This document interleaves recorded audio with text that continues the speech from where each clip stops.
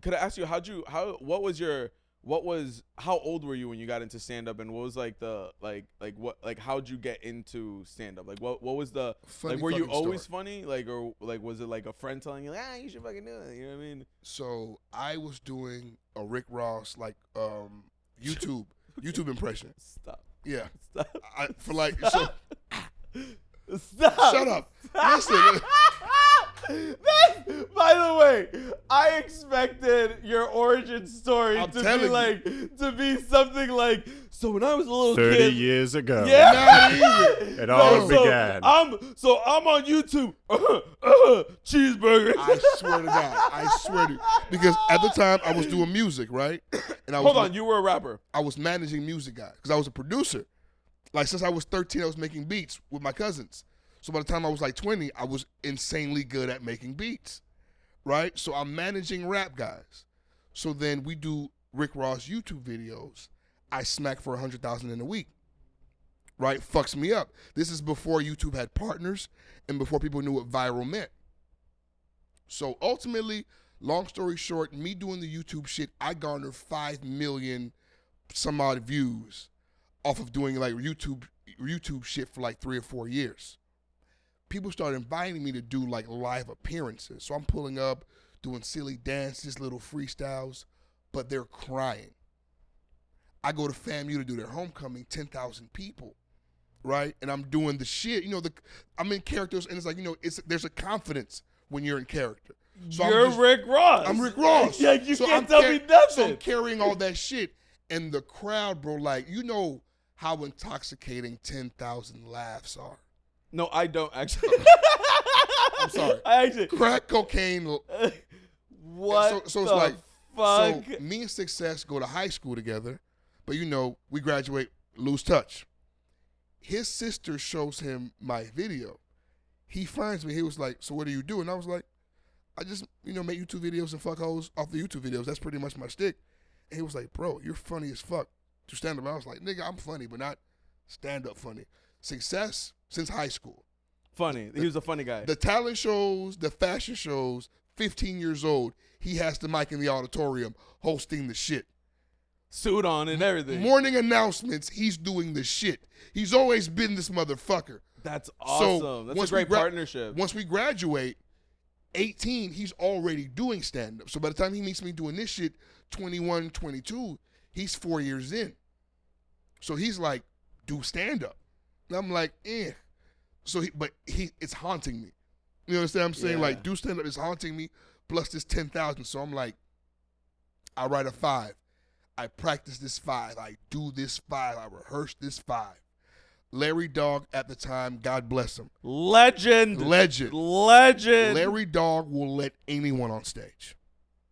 Like, it's a gift and a curse. Because I was about to say, have you ever been to a Larry Dog show? Lots of careers begin there, though, because he'll let anyone on stage. My first paid show, even though he paid me short, my first paid show is Larry Dog, right? It's Larry Dog. So What it's do you like, expect? once again, he's part of the origin story.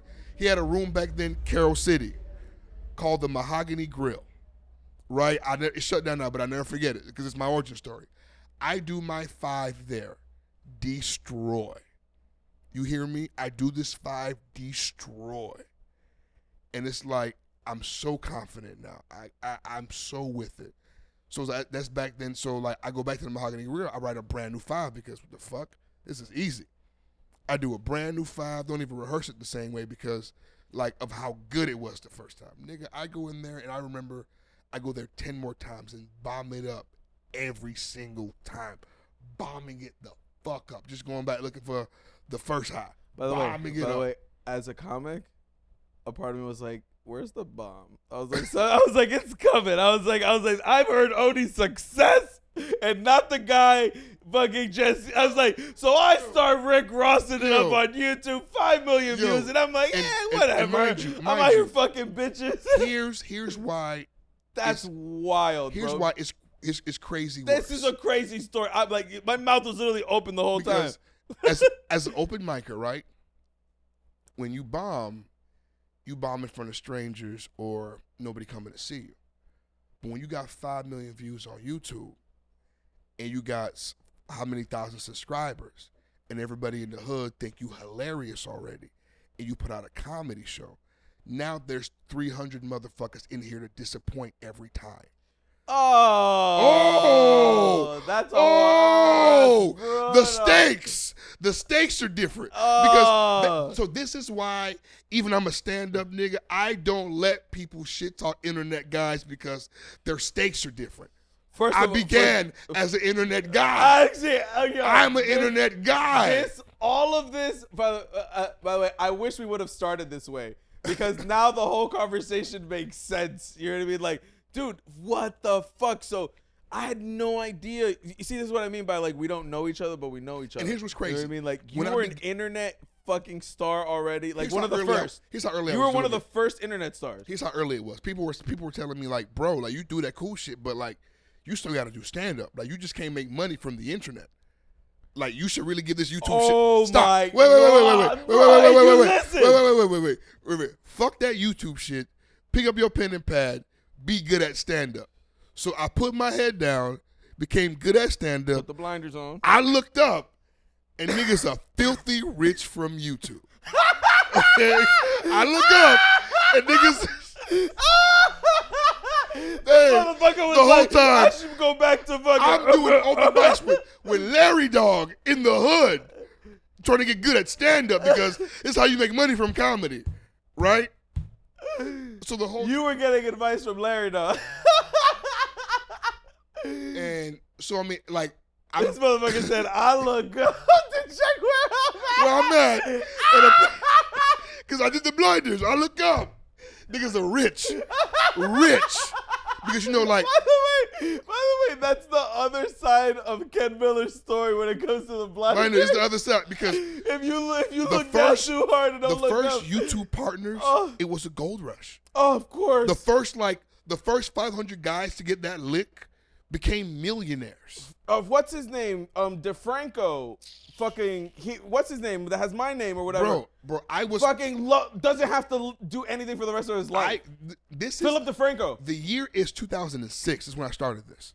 I was just getting out of high school. Because I graduated in 05. Me and my homeboys was fucking around. About 2 years after that, like we started fucking around and like I had a beard and my homeboy worked security, put this uniform on. And you got the voice. And I was doing the bullshit and bro, it went off, but it's like nobody back then you didn't know what to do with viral. Like now you know if I hit 10 million views, quit your job, call your boss, start an LLC because you have a business. Yeah. You have a business now. Yeah. But like a few years ago, like it was just like niggas were going viral on World Star and it meant nothing because you like that's another thing. I was going viral on World Star. This is 50.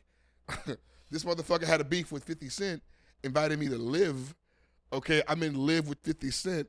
The wildest shit in the world. Shut the fuck. You've had the craziest. Bro, your career is all backwards. It's all backwards. Bro, and here's the thing. I'm 24. You were part of the This Is 50 when he released. That was you. 24 years old. Shut the fuck I'm 24. up, dog. I remember seeing that. Dog, I didn't even know that Kevin Hart shit was on your way down. I thought that shit was on your way up, dog.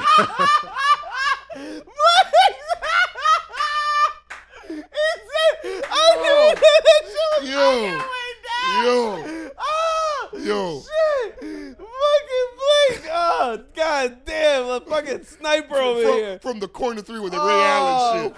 With the Ray Allen shit. To win the championship. Boy. Oh, my God. Boy, what funny. The fuck? That's what, I'm not going to lie. The whole time I'm like, wait, hold on. And it's like. So like, hold on. So you're, right. So right now you're trying to get back into you're trying to merge the two. I'm trying to catch like the TikTok and every new social media. I'm not letting them pass me by, one, but also like, here's the thing. All the dudes eventually, like when you, some dudes from the internet, you eventually got to hit the streets. Like the skills that I have from stand-up, they help. But also I don't know if I was filthy rich from YouTube money, would I ever need it? Right? Like whatever had, like I have a desire for it now because I took the hit of the crack. And now I'm a crack addict. But if I never fucked with stand-up before, Would I love it? Would I need it? Would YouTube shit be enough? Because for some people, LOL is the same hit that we get. The cry faces is the same vibe. Yeah. So it's like, I don't know if I would, like, if I not listened to stand-up niggas and stayed internet, right? Like, what would that have been like? What would that journey have been like? Or could I have died out with the whole YouTube generation? You would have pulled up in leather seats right now. And, like, listen, I don't think you'd be upset if... Right, I don't think I'd be upset. Yeah, I don't think you'd be like, oh, I think you'd get into stand-up, you'd be headlining clubs, and you'd eventually figure it out. We did this shit, so, like, all of the YouTube videos that I had, millions of views, right? Def Jam music, right? I learned then copyrights will beat your ass. You can't make money from those videos. Oh, yes. It turns out, right? Yeah. Well, no. Around that time, between like 2006 and like 2009, there was a reckoning. Yeah. That's where you don't have mixtapes anymore. You can't take somebody else's beat and just release and make it disqualified a good chunk of videos, and then people were doing this shit where they were ripping videos and re-uploading, and it's like I wasn't savvy enough back then to do copyright claims, which means that I got $1 million. He got $1 million. He got $1 million from the same video. Yeah. Right? So it's like instead of having $3 million, I split $1 million.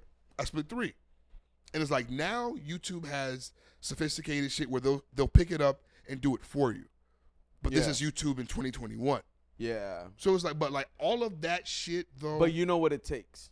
That's the difference. You know what it takes to get back there. Every lesson that I have, I've learned the hard way. This is honestly, God, it's no different. And it's like now, copyrights, videos, social networks, navigating new shit. Like I understand all of it. Yeah, I know all of it. And it's like I was able to adopt TikTok in 6 months because it's like it's its own language, kind of. That's exactly what I was telling Blake about. Like I was telling him this the other day where I was like, I don't think like I'm not a sketch guy. Like I've never been into that shit. Like I'm not like even like in my comedy doesn't come from absurdity or like, you know, living in like an imaginary world. It's truth.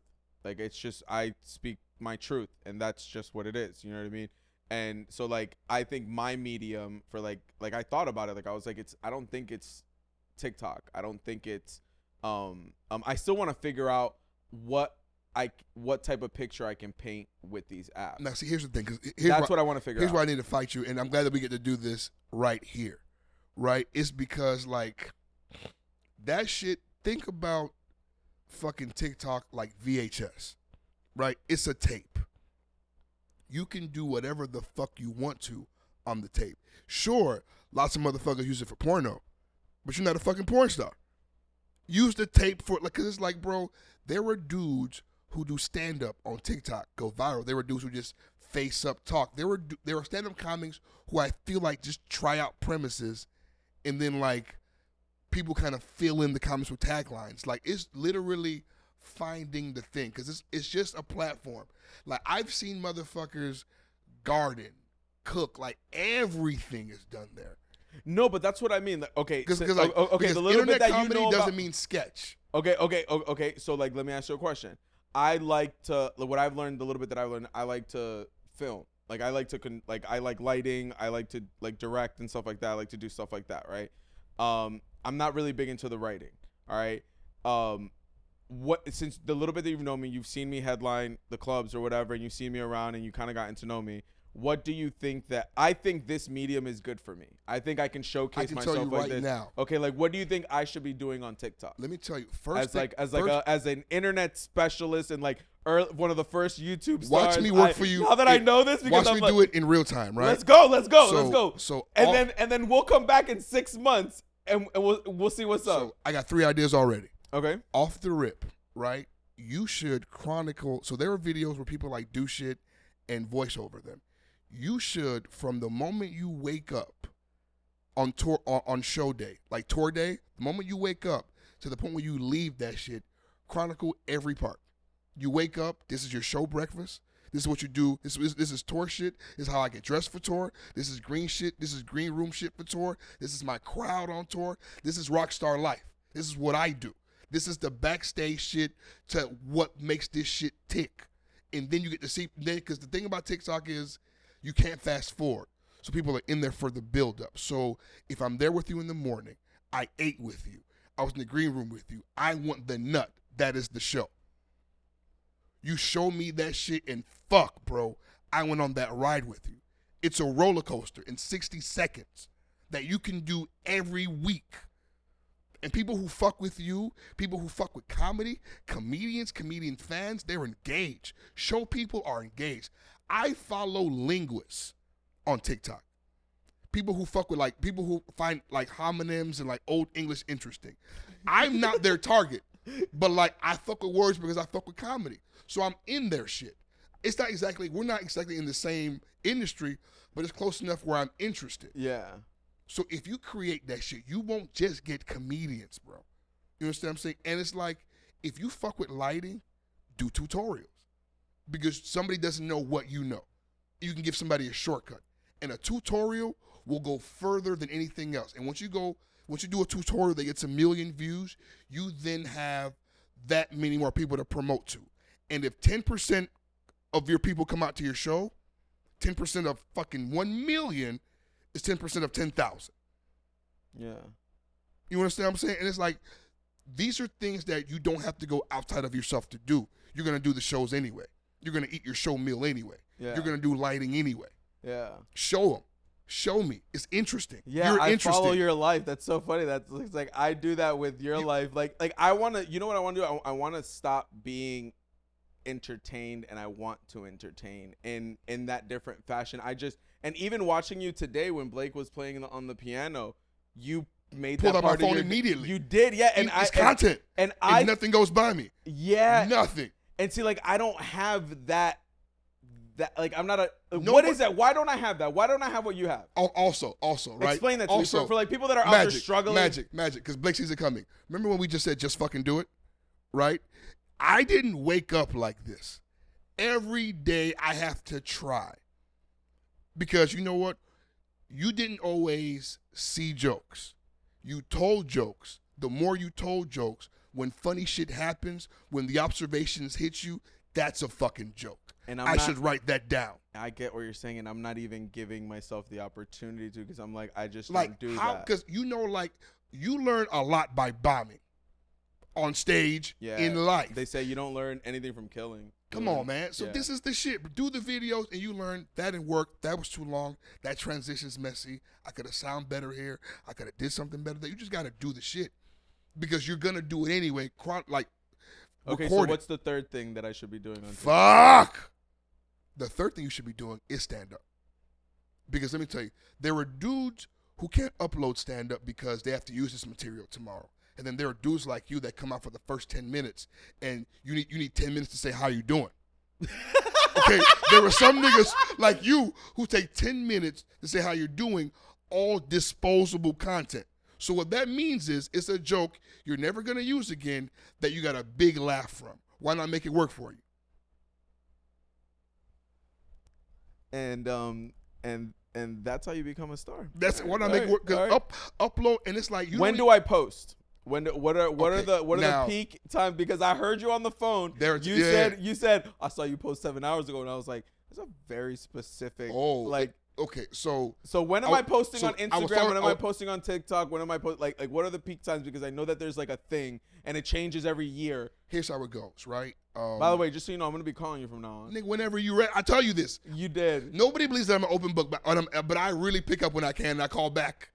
Call back. Just for the record, what is it? Like Tuesday is June 1st. That's the 6th month. And we said in 6 months. So that's 2022. And 2022. Let's check back in. Nothing I said sounded impossible. Yeah. Nothing I said takes you outside of what you're already doing. No, and you told me something when we were in Dallas that you were like, if I told you that 3 years ago, if you started making videos, you would have 100,000 or like 1 million followers. What if you started that day? 6 months Because ago. let me tell you something.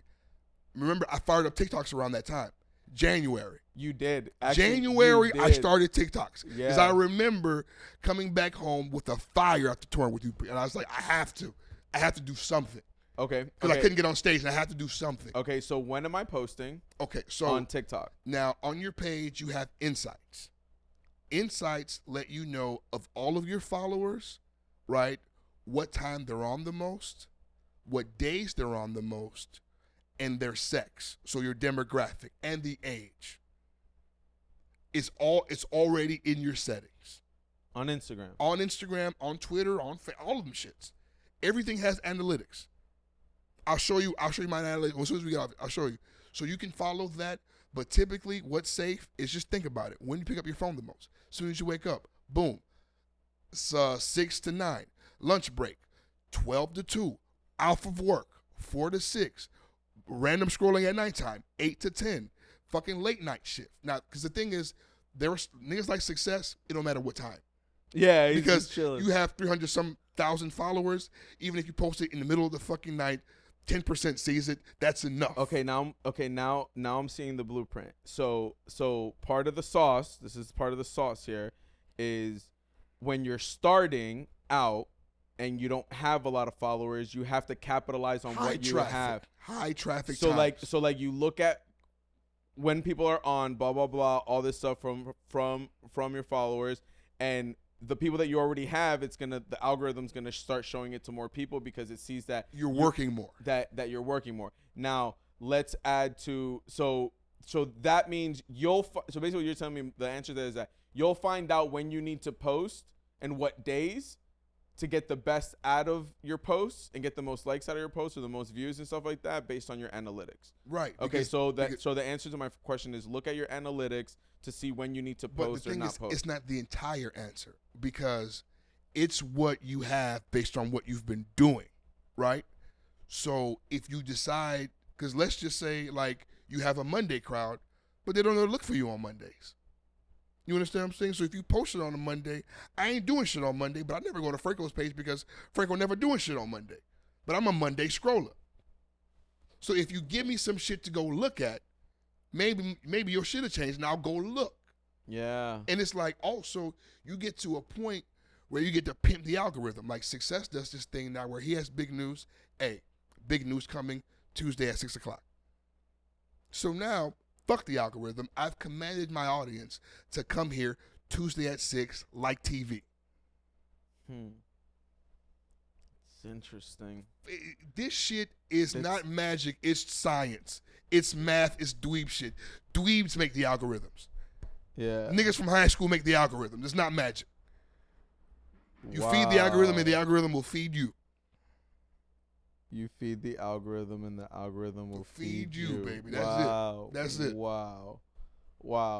Okay, so the same thing goes for TikTok as far as posting and all that stuff. Just look at your insights. TikTok is completely different, but not, let me tell you why. With Instagram, you're working with the people that follow you, unless I share your shit or tag somebody in your comments.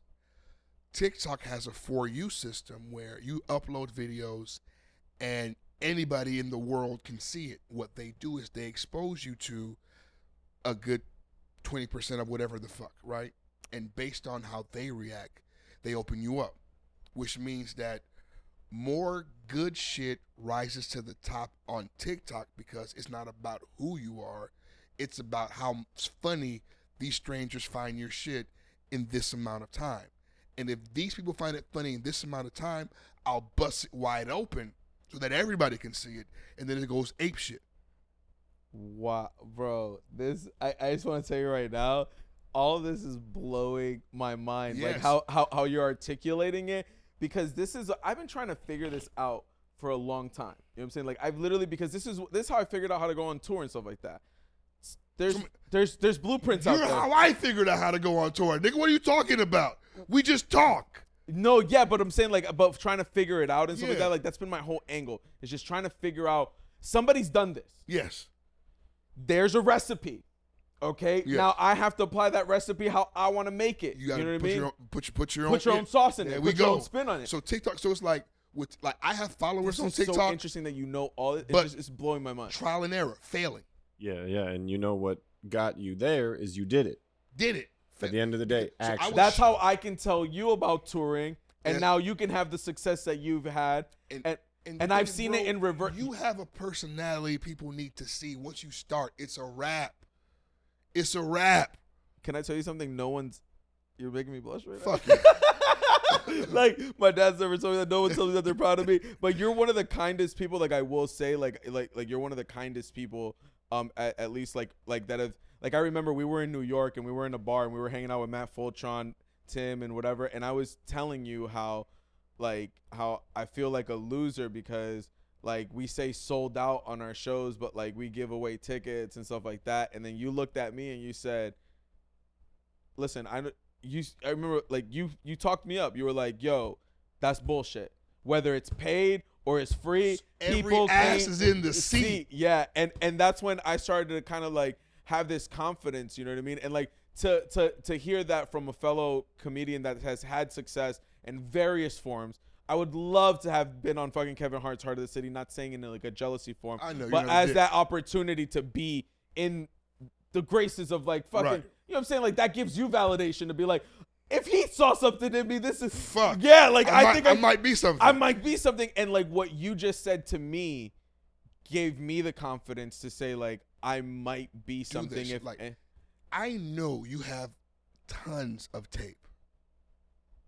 of what? Of Stand up. I have clips on my phone, but like I lost my phone and I lost a whole. No clips. I mean, but also, bro, like Yeah, like I don't have video. We're actually gonna start doing that now, like on tour and stuff like that. I was learning how to be a headliner at the time, so I didn't record a lot of my stuff because I was still learning. But now record everything because you know what also goes viral is like those stand up magic moments that you can't recreate where the crowd does something funny. I and usually have moments like that. You always. Yeah, I saw 3 of them. Yeah. You always. Why didn't you record them for me, man? Man, It showed me. I was in it. Nigga, I was. He's like I wasn't in it. I'm watching the moment, so I'm part of the moment. The fuck? That's so funny. What were you gonna say, Blake? Sorry. I can't remember what I was going to say at this point. No, but like, that just gave me the confidence because I'm not gonna lie, dude. Like, I've been struggling. Like, this is where I feel comfortable right now. And I think a part of it is because I've done it already with, like, I tried last year just doing it without the cameras and all that stuff. And I realized that that's not what I wanted. I wanted it to be better. And then Blake came into the picture and we started working together. And I've been trying to figure out how do I show the world. And there's also there's imposter syndrome there. A part of it is that like, am I that interesting? Like, you know what I'm saying? Like do people really like? I don't think my life is that interesting. But then I watch you. Like just post a video of you like laughing at some shit or whatever. And like, I'm just like, I'm engaged. I'm watching you. I'm entertained by you. You know what I mean? And like, I'm sitting here and I'm like, I'm going, I don't have that is what I'm saying. And then you're saying here telling me. It's not true. Well, it's not true. I appreciate your kindness. Like, to be honest with you. It means a lot I know to me. what it feels like to listen to the little bullshit voice, but it's not true. Because think about it. Like what of everything that you have in your skill set, what do you need to do online that you don't have, that you can't do? What are these niggas doing that you can't? That you physically, mentally are incapable of doing? What is it? Name the thing. What do they have? What intangible do they have that you're missing? That's how I feel about it. I feel like I have something like they have. I feel that they have something that I don't have, and I have something that they don't have, and that's how I feel. And I feel comfortable there. And like and it's like a part of it is like I don't want to bomb in front of like my comedy friends watching me and like thinking about all that shit. And that's the voice that I want to get out of my head. Like I want to have the confidence to be like, yo, I'm a comic. Also, if we can keep it 1,000, bro.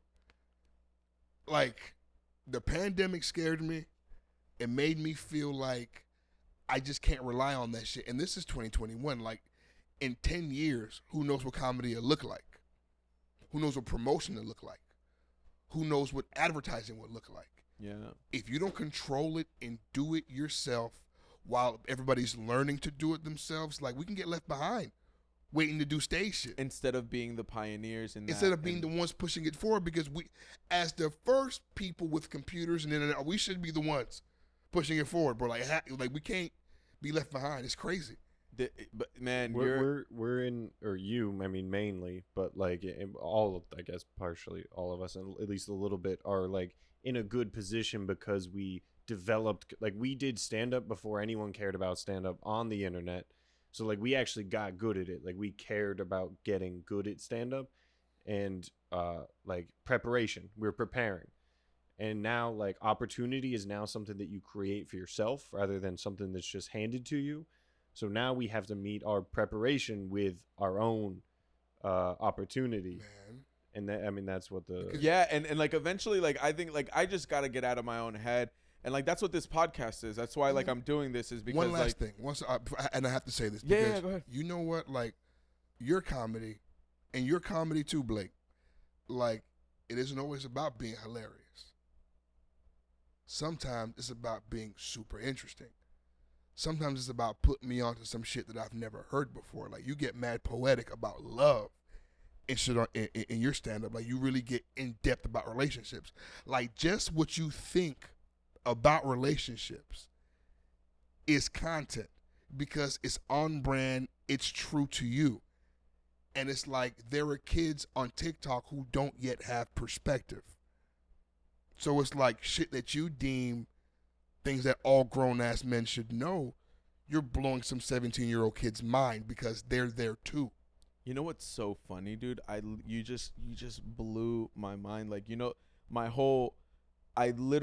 was on stage last night and I was doing a show and I started doing my relationship bit about love and stuff like that, and like you know, like my big diatribe and talk about chemistry and blah blah blah and all that shit.